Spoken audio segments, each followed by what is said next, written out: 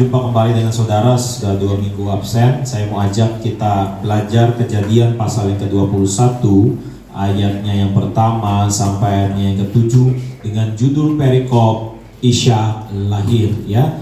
Kejadian 21 ayat 1 sampai 7, saya baca yang ganjil.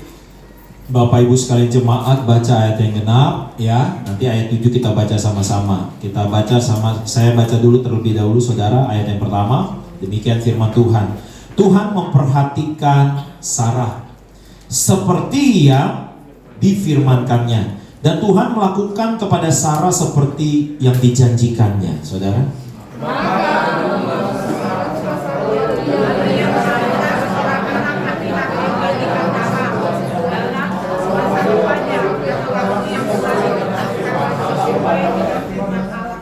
Abraham menamai anaknya yang baru lahir itu Ishak, yang dilahirkan Sarah baginya.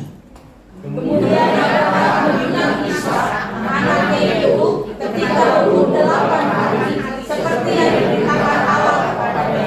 Adapun Abraham berumur 100 tahun ketika Ishak anaknya lahir baginya. Berkatalah Sarah, Allah telah membuat aku tertawa. Setiap orang yang mendengarnya akan tertawa karena aku. Ayat 7 kita baca sama-sama, 1, 2, 3. Lagi katanya, siapakah tadinya yang dapat mengatakan kepada Abraham, Sarah menyusui anak, namun aku telah melahirkan seorang anak laki-laki baginya pada masa tuanya. Tahukah saudara bahwa Allah sanggup melakukan hal-hal yang mustahil bagi kita semua? Bahwa Allah sanggup melakukan apa yang manusia nggak bisa lakukan, saudara. Tetapi saya mau share kepada kita semua, karena di minggu pertama saya share tentang Allah Abraham, Allah Ishak, Allah Yakub. Kita mengenal Abraham sebagai bapa orang beriman. Saya share kepada saudara bahwa Allah Abraham, Ishak dan Yakub bicara tentang bahwa Allah ada di dalam setiap generasi, bahwa Allah punya caranya yang ajaib, punya caranya yang spesifik untuk menolong setiap anak-anaknya di dalam masa krisis, di dalam masa kesulitan di setiap generasi. Dan pada pagi hari ini saya mau share kepada saudara bahwa saudara dan saya adalah milik Tuhan. Sekali lagi saya mau katakan, saudara dan saya adalah milik Tuhan. Nah, seperti yang saudara baru saja baca tadi, ini adalah satu cerita bagaimana Abraham merasa memiliki anak, saudara. Bagaimana Sarah merasa memiliki anak, saudara. Tuhan senang saudara menikmati apa yang menjadi kebaikan Tuhan. Tuhan senang saudara punya mobil yang saudara sekarang kendarai. Tuhan senang saudara punya rumah yang sekarang saudara huni. Tuhan senang saudara punya pekerjaan yang karena pekerjaan itu saudara bisa menikmati yang ada di bumi ini, saudara. Tetapi saya mau ingatkan kepada kita semua bahwa ukuran kekristenan, bahwa ukuran iman kita, bahwa ukuran kebahagiaan kita ternyata bukan seberapa banyak yang kita punya, tetapi seberapa banyak yang kita persembahkan kepada Tuhan, saudara. Bukan seberapa banyak yang bisa kita katakan it's mine atau itu milik saya, tapi seberapa banyak yang kita bisa bilang bahwa itu bukan punya saya, itu punya Tuhan. Kalau kita lihat perjalanan Abraham, dan pada sampai di titik ini, saudara, karena ada satu spesifik yang disebut tadi di ayat yang kelima, adapun Abraham berumur 100 tahun, saudara. 100 tahun. Di jemaat kita ini belum ada yang 100 tahun, saudara. Di sini mungkin yang paling usianya paling senior mungkin Pak Budi kali ya, 70 pas ya. Pak Fen berapa? 74. Oh, 74, ada yang lebih di atas ya, 74. Pak Fen mau punya anak lagi?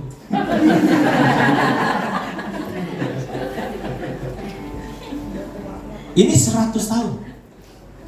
100 tahun. Di ayat-ayat sebelumnya, saudara, Abraham itu dapat janji punya anak umur 75. Jadi kalau kayak Pak Fen nih, tahun depan Pak, dapat janji. Kan 74 ya. Abraham tuh 75. 75 nantikan anak, saudara. Lalu Tuhan janji, nanti kamu akan punya anak. Nunggunya 25 tahun, saudara. Di sini ada yang udah doa 25 tahun belum dijawab. Saya rasa di sini mungkin doa 1 tahun 2 tahun aja udah selesai lah ya, udah lupain aja. Ini 25 tahun, saudara. 25 tahun nungguin anak. Kebayang gak rasa memilikinya, saudara? Kebayang gak bahwa ini punya saya? 25 tahun nunggu, saudara. 25 tahun nunggu bisnisnya sukses. Pas udah sukses, mau diambil? Waduh, marah pasti. 25 tahun nunggu naik karir, terus karirnya diambil? Gak mau pasti. Ini 25 tahun berarti dia sangat punya rasa memiliki yang sangat tinggi, saudara. Tetapi Abraham adalah seorang yang punya perjalanan bersama Tuhan. Sehingga gak heran dia disebut bapak orang beriman, saudara. Iman apa sih? Saya sudah pernah share berulang kali. Ibrani 11 ayat yang pertama katakan iman adalah dasar dari segala sesuatu yang kita harapkan. Kita semua tentu punya pengharapan. Berharap untuk anak seperti apa, berharap nanti untuk karir seperti apa, berharap untuk rumah tangga nanti seperti apa. Kita semua punya harapan. Itu dasar dari segala harapan, itu namanya iman. Tetapi dilanjutkan, iman itu juga dan bukti dari segala sesuatu yang belum kita lihat. Sama seperti Abraham, dia belum lihat keturunan, dia belum lihat anak, saudara. Yang menarik, yang menjadi pewahyuan pada pagi hari ini adalah waktu Sarah bilang begini, saudara. Di ayat yang ke-7 lagi katanya, siapakah yang tadinya dapat mengatakan kepada Abraham, Sarah menyusui anak? Karena pada saat itu Alkitab katakan tadi bahwa umur Sarah 90. 90 saudara menyusui anak, saudara. 90 masih ada yang namanya laktasi atau air susu ibu, saudara. 90 tahun dia bisa lahir normal karena zaman itu belum ada sesar. Kalau sekarang saudara udah usia mendekati 40, maka dokter kandungan akan berkata itu adalah usia kehamilan yang beresiko tinggi, saudara, atau rawan. Resiko tinggi, bisa meninggal mamanya, bisa juga meninggal bayi yang ada di dalam janinnya, saudara. Ini usia 90 dan bukan hanya dia melahirkan, Alkitab katakan Sarah menyusui anak, saudara. Satu mujizat yang luar biasa. Dari yang gak mungkin jadi mungkin, dari yang mustahil jadi kenyataan, saudara. Betapa bahagianya, betapa luar biasanya, saudara. Sebuah kejadian ini, semua kita pasti punya pengen harapan seperti itu, saudara. Kita semua juga pengen dari apa yang mustahil Tuhan kasih kepada kita jawaban. Saya mau katakan kepada saudara, bisa, Tuhan sanggup, saudara. Tetapi ternyata apa yang membedakan Abraham dengan tokoh-tokoh yang lainnya, saudara? Apa yang membuat Abraham bisa dijuluki oleh bapak orang beriman? Bahkan di kitab Ibrani nanti saudara baca ada yang namanya pahlawan iman. Ada di situ Abraham, ada di situ Daud, ada banyak, saudara, di situ pahlawan iman. Saya juga bersyukur ya, udah sepanjang setahun ini di GB Live kita mulai kasih sertifikat buat yang selesai baca Alkitab, saudara. Ya. Saya nggak kasih sertifikat buat yang kemarin baru naik karir. Saya nggak kasih sertifikat buat yang sakit disembuhkan. Saya kasih sertifikat buat saudara yang mau baca Alkitab dari Kejadian sampai Wahyu, supaya menumbuhkan iman saudara, supaya menumbuhkan kekuatan pengharapan saudara. Karena kenapa? Karena ternyata, saudara, iman itu akan diuji, saudara. Coba saudara buka Kejadian 22. Kejadian 22. Kalau saudara pakai Alkitab seperti saya, saudara, atau saya nggak tahu kalau yang di sini saya nggak ngeh ya. Kejadian 22 coba saya buka juga yang di YouVersion ya. Kejadian 22 kalau saudara buka, di situ ada judulnya, saudara. Apa judulnya?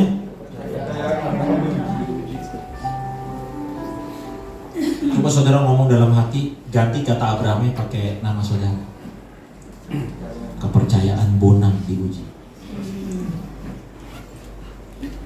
Kepercayaan Andre diuji.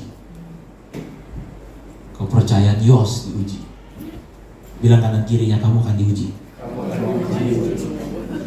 Pasti saudara gak bisa nolak. Pasti gak bisa nolak. Bukan kebetulan tadi worship leader pakai lagu itu.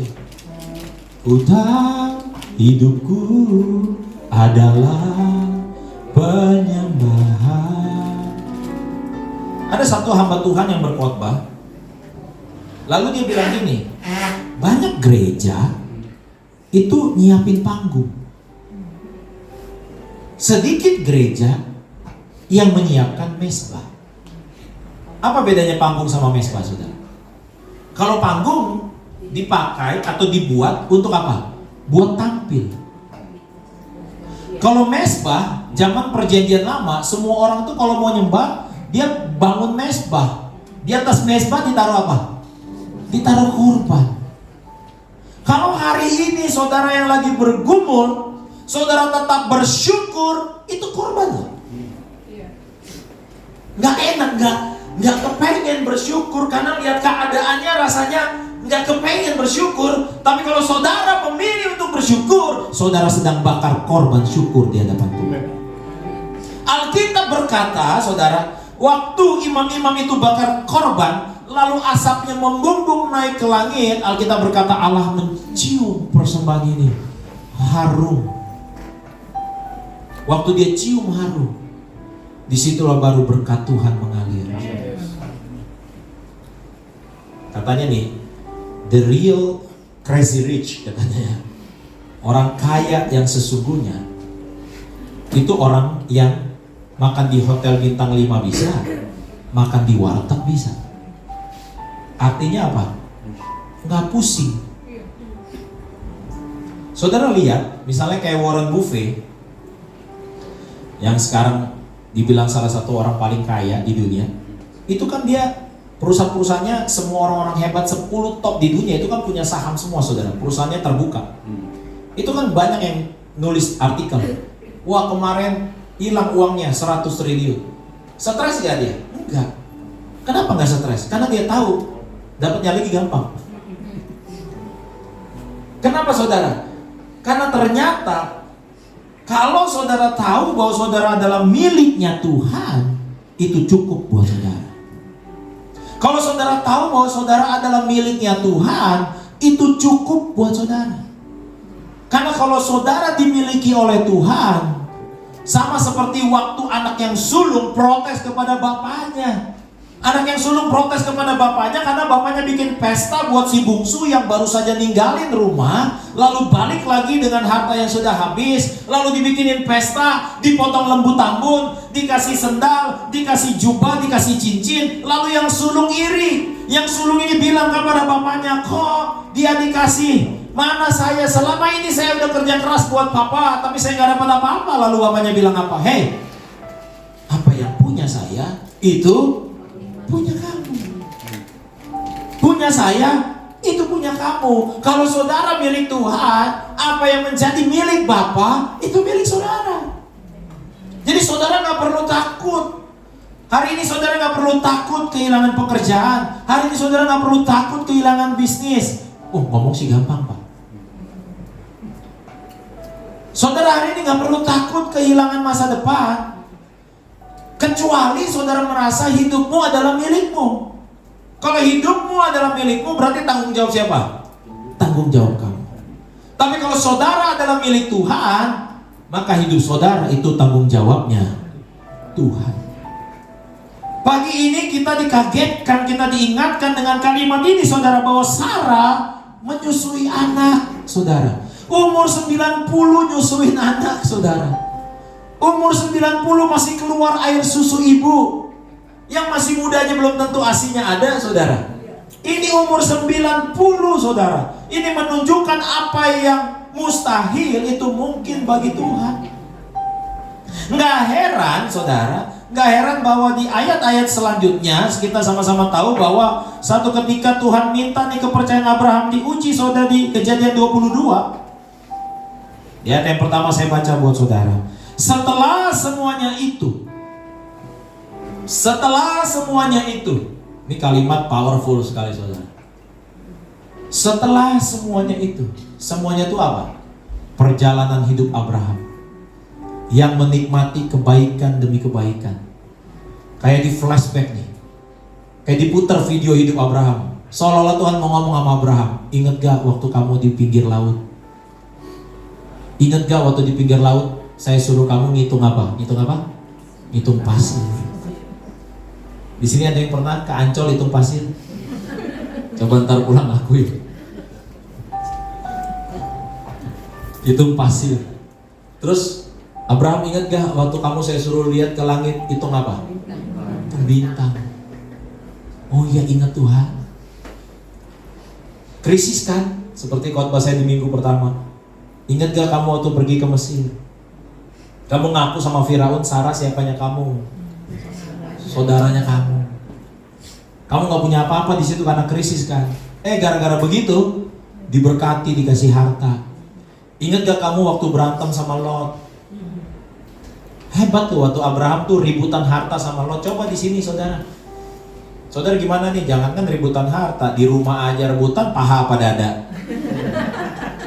Jangan makan paha ya, paha buat si ini ya. Ini kan tiap rumah tangga ada cerita-ceritanya ya. Rebutan toilet lah, rebutan sabun lah ya. Jangan ngomong rebutan harta dah. Saya baru-baru ini pergi trip kan. Pergi trip, ada beberapa pengusaha-pengusaha juga. Terus salah satu yang duduk dekat saya tunjuk salah satu pengusaha. Lu tau gak sih itu tuh? Lagi ada cerita tuh. Cerita apa? Tuh lagi ribut keluarga tuh. Lagi susuan. Tahu susuan apa? Saling menuntut, ngesuk, nuntut sampai pengadilan. Padahal adik kakak. Cuman gara-gara urusan harta. Saudara, saya yakin semua di sini nggak begitulah ya, amin ya. Soalnya nggak punya harta kan.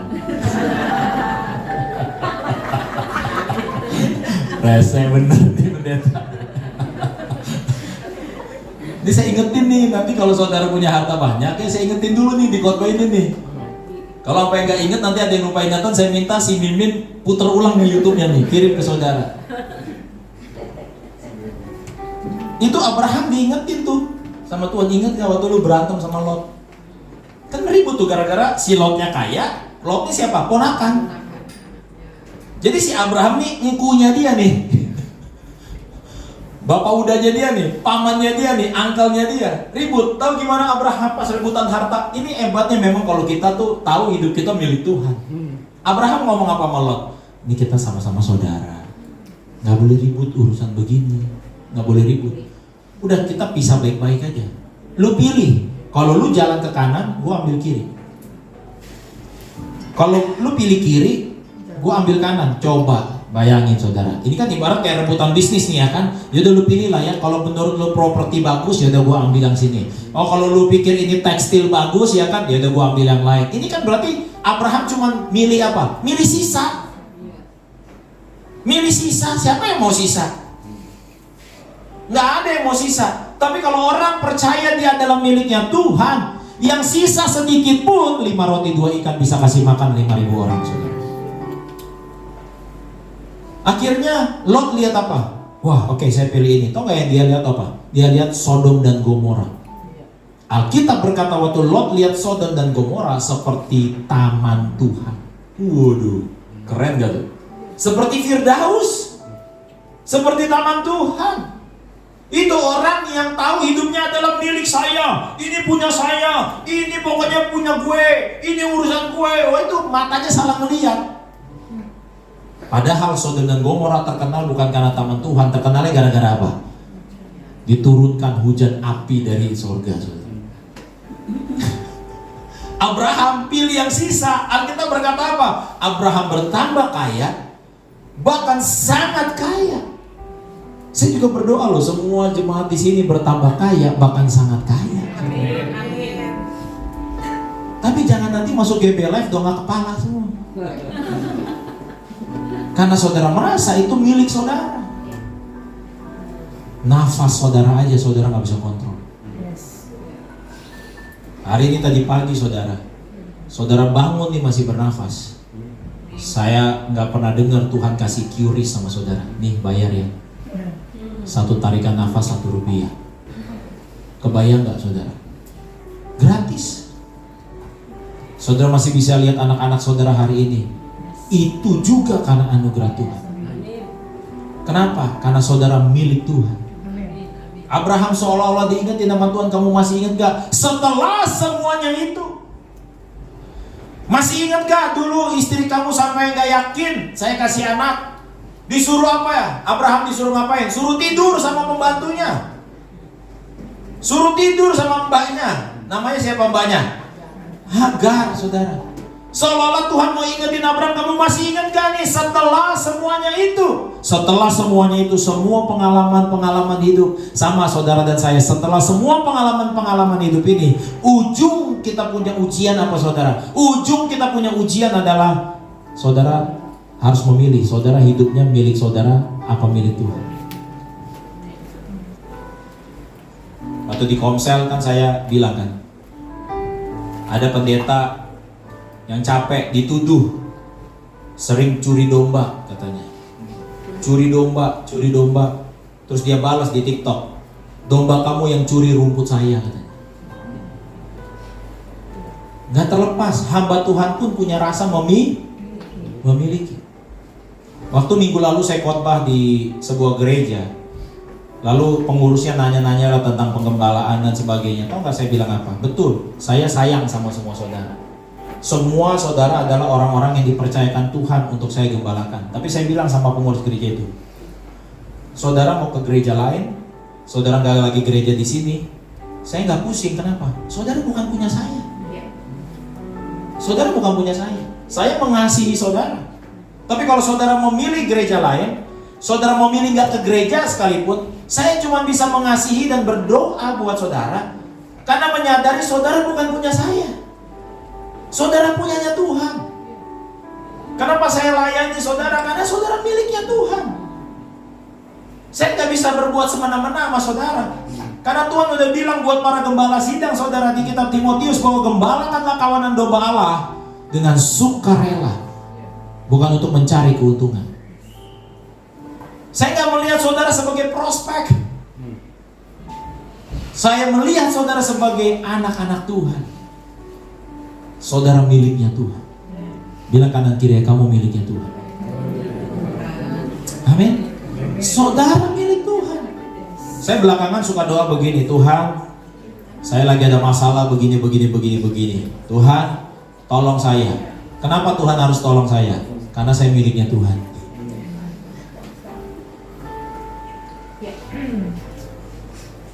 Saudara tahu kucingnya Pak Prabowo? Ada namanya lagi, namanya siapa? Bobby. Si Bobby, karena itu kucing miliknya presiden. Saudara tahu nggak ada pas pampres yang jaga dia? Ya nanti saudara Google, ada videonya.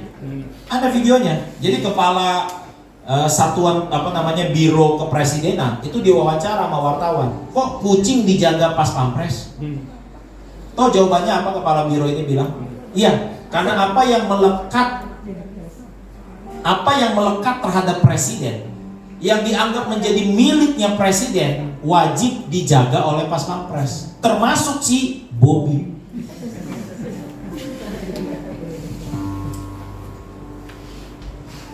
Itu kucing saudara, kucing dijaga pas pampres. Makanya saya yakin pasti saudara dijaga malaikat. Karena saudara bukan kucing. Saudara lebih berharga dari burung di udara. Kita katakan saudara lebih berharga daripada bunga di bakung di ladang. Saudara bahkan lebih berharga dari malaikat. Alkitab berkata bahwa malaikat pun tidak selevel sama saudara.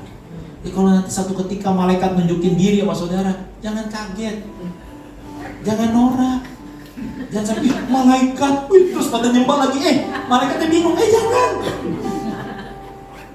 Tahu nggak malaikat tuh di sorga jadi apa saudara? Jadi patpo. Jadi asisten rumah tangganya siapa? Saudara. Karena Yesus nggak mati buat malaikat. Yesus mati buat saudara. Yesus curahkan darah buat saudara. Kenapa? Karena saudara milik Tuhan. Saudara milik Tuhan. Waduh. Apalagi Tuhan tuh posesif, saudara. Saudara tahu nggak Tuhan tuh posesif? Wih, posesif. Tapi bukan toksik.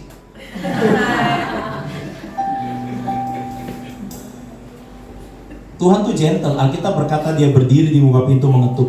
Ngetuk. Kalau setan datang nggak diundang, pulang nggak diantar. Itu setan saudara. Ya? Kalau Tuhan, Alkitab berkata di kitab Wahyu, dia dibuka pintu, dia ketok. Kalau saudara buka pintu, dia masuk. Saudara nggak buka, ya udah. Ya udah. Ada kesaksian tuh seorang satanis yang lagi sering podcast saya di sana kemari. Dia pemimpin setan di wilayah Eropa. Oh, dia benci banget sama Yesus. Satu ketika dia ketemu Yesus. Dia ketemu Yesus, dia bilang apa? Hati saya dibanjiri oleh kasih-Nya. Lalu dia bilang, aku adalah orang yang sering menghina kamu. Yesus nggak mau ngomong apa-apa. Yesus cuma membanjiri dia dengan kasih-Nya. Yesus memeluk dia. Akhirnya dia tinggalkan setan. Gentle. Ketok pintu. Dia buka, masuk. Nggak dibilang, saya ketok pintu, nggak dibuka, saya dobrak.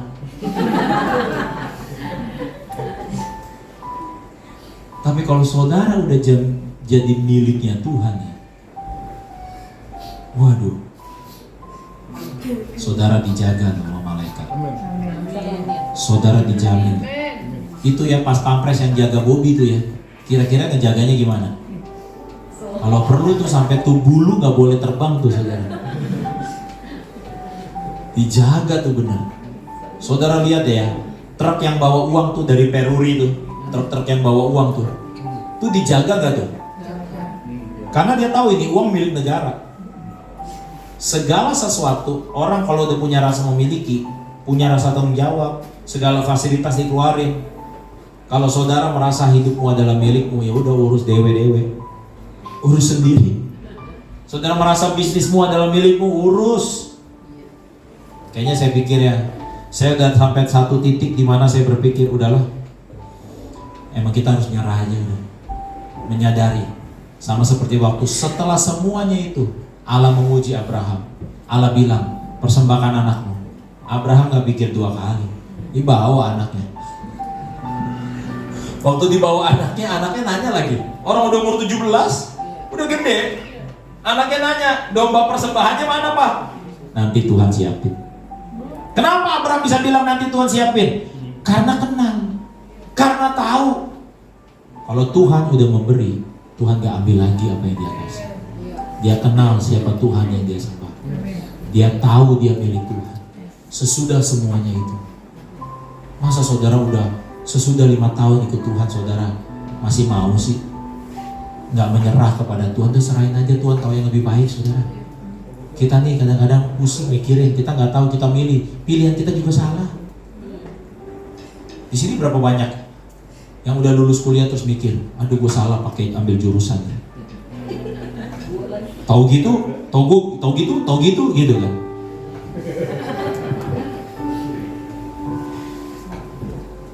Ayat penutup Yakobus 4 ayat 5.